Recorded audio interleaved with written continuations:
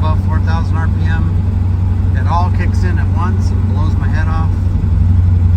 Other times it stumbles and spurts. Has some hard starts. I can smell fuel. I think it is a fuel injector or two worn out, stuck open, or something because of the way I can smell fuel. I have some ideas on how I'm going to fix this, and we're going to go do that right now. I'm going to do a little poll for the before. I'm going to take a before shot.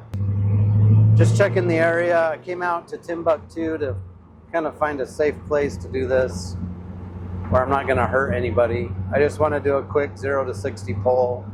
Maybe that stretch right there is a good little section to pull on. It's a little uphill, but as long as I run the next test in the same area, maybe to that lighthouse, the light structure, we'll see how well it pulls. I don't know how to drag race, so it's not going to be a what kind of time can I get type of thing. It's just a seat of the pants kind of test. So here we are at 0.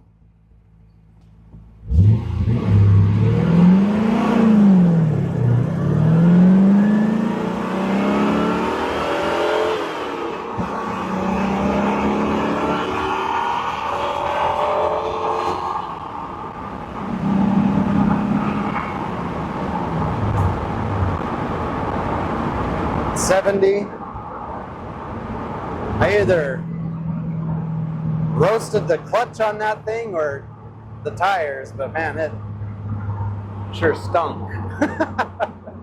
Probably clutch. That's funny. Maybe I need a new clutch. I really roasted that thing. Was not my intention. Because the engine in that one has developed ticks, misfires, clutch is dying. I'm gonna figure out how to take this engine out and then take this engine out and rebuild it, put the other engine in so I can still drive it. So I need to find out, I think I take it through the bottom. I think I drop it through the bottom.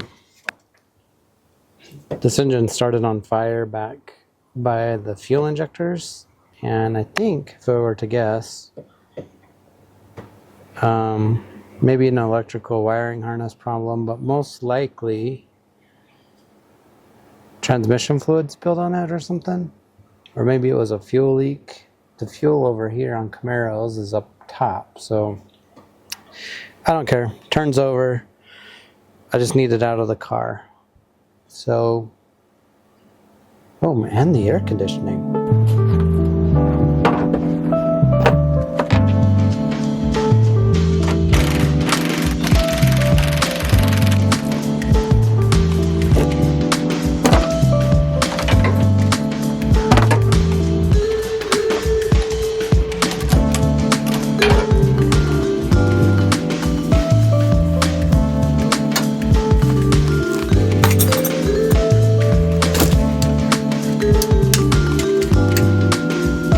30 minutes and I got everything out, wires unhooked. I don't know what to do with the brakes, so I guess you have to lead the brakes. So I'm gonna have to take the brakes off.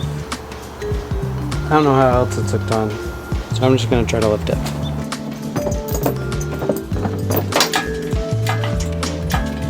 Wasn't it, so I gotta go actually read something on how to take the engine out of this tomorrow. So I was wrong. It has some bolts in the camber that actually hold the entire thing together, so maybe I thought about that a little bit better. Shock tower we're gonna do just so it won't completely crushed me. You know, the reality is I don't know if I'm going to put this in the other car even. But I'm doing this anyway, for whatever reason.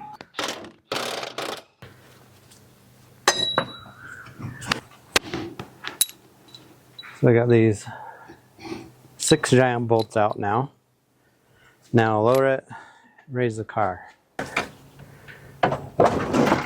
Oh. Uh-oh.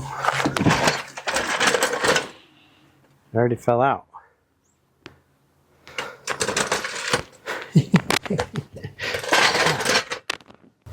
Okay.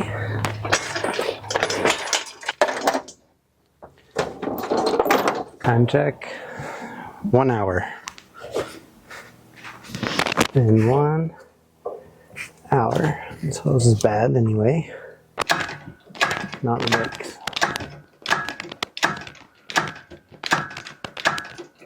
Don't like the brakes.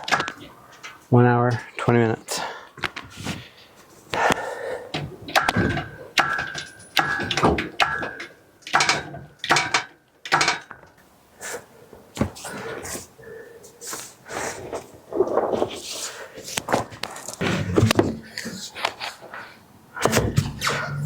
Let's see, 1:30.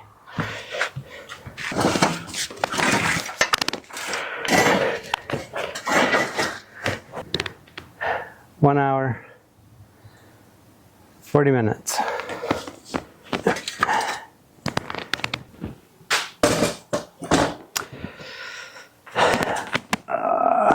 All right. I think that's gonna wrap it up for this little episode.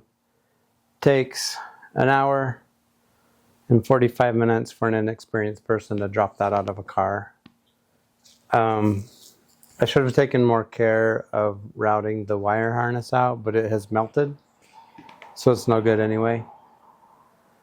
I'm gonna go make that car safe so it doesn't fall on somebody. And then probably see if it turns over, like if I can crank it with my hand.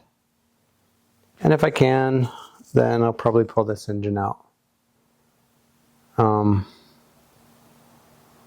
For what it's worth, taking it out of the bottom of a Camaro only took an hour and 45 minutes. And I've never even done that before. So that's kind of awesome, actually. I thought it was going to be like a day project, but it was very quick. I might just pull this engine out and start rebuilding it. I don't know if I'm going to go through the hassle of putting that engine in and vice versa.